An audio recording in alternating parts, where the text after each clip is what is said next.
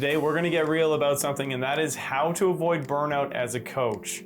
If you've ever taken on too much in your coaching business, maybe you've booked one-to-one calls, you've got group coaching programs, and you got to balance that with discovery calls, or some combination of all three of those things, or any number of other things that may be contributing to overwhelm and feeling like you're about to burn out. This video is made specifically for you, so make sure you stick around. So I've got 10 tips to help you avoid burnout as a coach, and at the end I'm going to share a bonus tip that can actually be a total game changer for how you perceive problems in your life and business. So make sure you stick around for that one.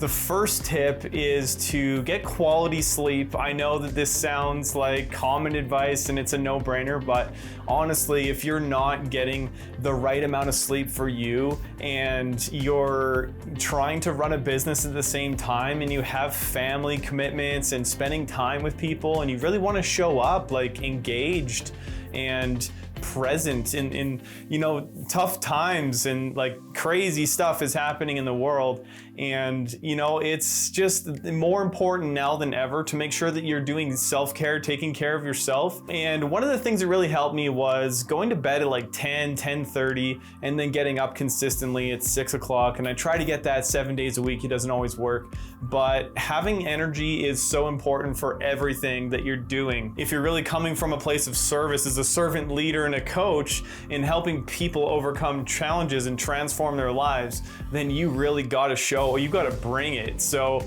definitely number one tip is get quality sleep. The second tip is to be kind to yourself. I know this sounds a little bit strange depending on whether you've done meditation or not. And this one is actually really important because you need to be able to accept the mistakes that you make. You need to be able to accept that you're not perfect and the things that you do aren't going to be perfect.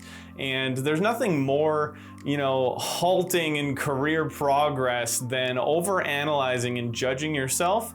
And so you really do have to be kind to yourself and remember that it all starts with what's going on in here, and being kind to yourself is probably one of the best ways to make sure that you're able to show up and deliver for others. The third tip I got from my coach, Brandon Hofer. He taught me this analogy of the air traffic controller and landing one plane at a time. If you're an air traffic controller, then you've got lots of planes in the air and you need to really focus on just getting one landed at a time safely. And so in your business as a coach or entrepreneur, it's easy to get caught up in the shiny objects and moving in different directions. And as you get more experience and you start building your reputation, more opportunities start coming towards you, and you're still the yes person. And sometimes you just need to transition into the no person and be a little bit more strategic about what you're saying yes to. And I can honestly say one of the coolest things that can happen as a result of focus is you start to land those planes one at a time safely. Maybe it's sales, lead generation, marketing, building automation into your business. It depends on what stage you're at. And so what is that number one thing that you need to focus on right now to move your business forward that'll move the needle the quickest? Tip number 4, avoid comparison rabbit holes. I've been there, I'm sure you have too. Just scrolling through your social media feed and you're looking and, oh wow, this person's got they're at this level up here and I wish I could be like them and be at that level that they are at in their business. And there's nothing that can cause more overwhelm and burnout faster than comparing yourself to other people that are way ahead of you. You just need to be accepting of where you're at in your business and be aware of where you'd like to get and stop comparing yourself to others. The real thing that you need to do here is compare yourself to yourself. Who were you yesterday? And how can you show up better today, even if it's just an incremental change? And if you're a coach, then you're a servant leader and you really do want to help get results for your clients. And so this is probably one of the best ways to make sure that you can avoid burnout. Tip number 5 is pretty straightforward. Set clear expectations with your clients. You know, if you're communicating and you've got like Facebook Messenger on the go and you're texting with some of your clients and you've got Skype or WhatsApp or any other instant messenger, email, social media, Facebook pages, it can get overwhelming very quickly, especially when you have group coaching programs or maybe you've taken on too many one-to-one clients. And so it's really important, if you haven't done this yet, is to just build a framework of how you want to be communicated with, when you're going to communicate, what are the expectations of how long it'll take you to get back to them, and just be really clear with your clients about what your communication guidelines are going to be. Tip number 6, leverage video in your business. And what do I mean by that? I don't necessarily mean just creating content. You can actually use video as a means to communicate with your clients, especially if you have a Facebook page or you've got a group going on. Then when you think about all the questions that you get asked, your frequently asked questions, and start to produce videos for that so that you don't have to keep answering them over and over again, investing your personal time into answering all those questions. So just think about all of the stuff that you get asked on a regular basis and start to film some content that answer those questions. Tip number 7 is to narrow your influences. There's so much information coming at us now. There's courses and podcasts and social media and news and like all of this stuff and the radio.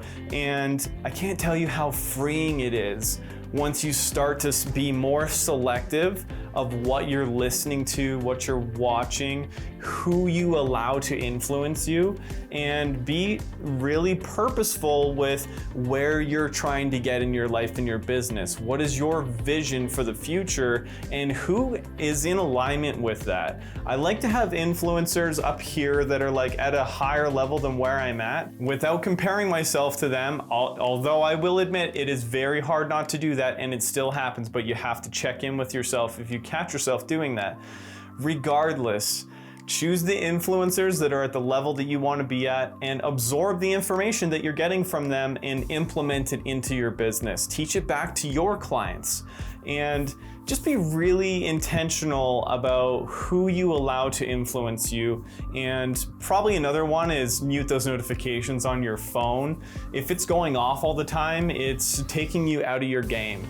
And I've been on coaching calls and mentorship calls with people and like their phone's on the desk and it's like beeping away and it's vibrating on the desk and it's loud, and it's taking me out of the experience too. So I definitely recommend muting the notifications and being very intentional about your influences. Tip number 8, shift from consumer to producer.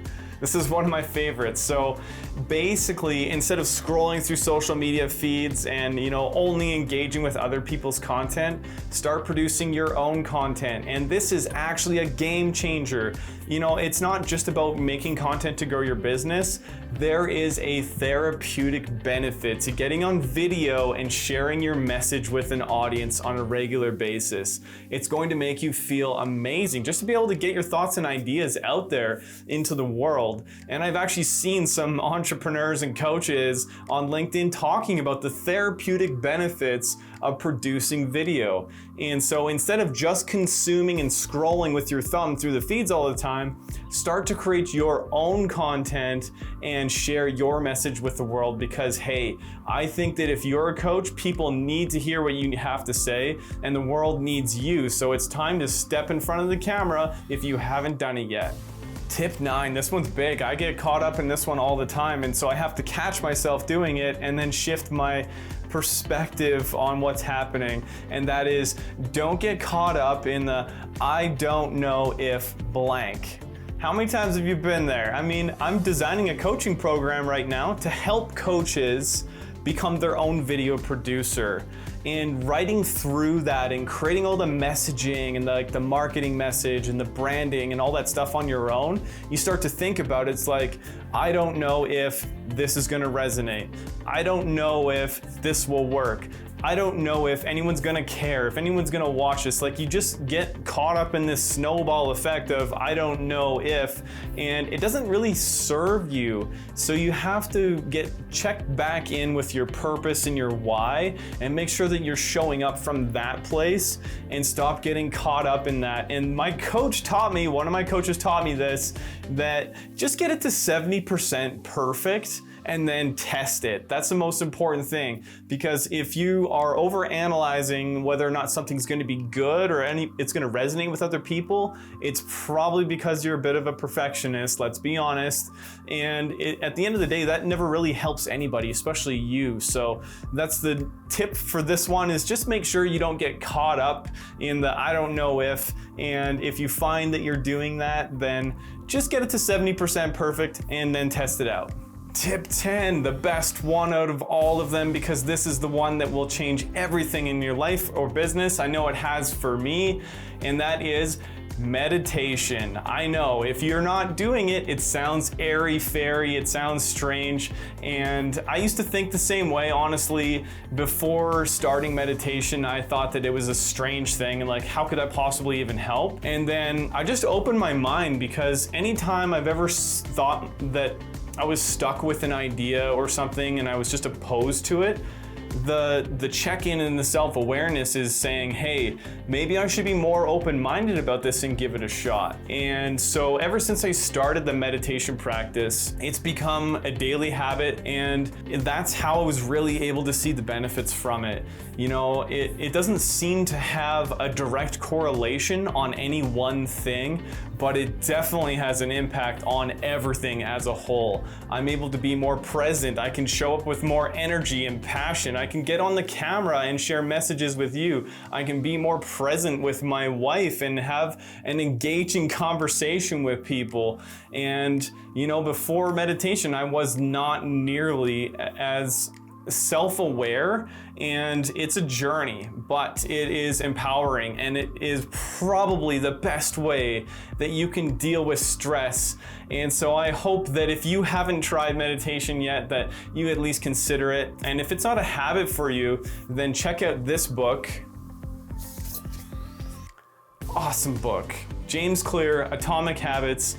This was a game changer for me, because it taught me the truth about habit formation and what to really do about it. And it's actionable strategies in here that you can just implement into your life right away, like the habit stack, which was a great way of thinking of it. And I actually started doing that. And so now meditation is a non-negotiable because of how much of a benefit it has, even though it doesn't always feel like after doing a meditation session that it's had a direct impact. I know over time it has a huge impact on my mental clarity, ability to deal with stress, and show up as a leader for people.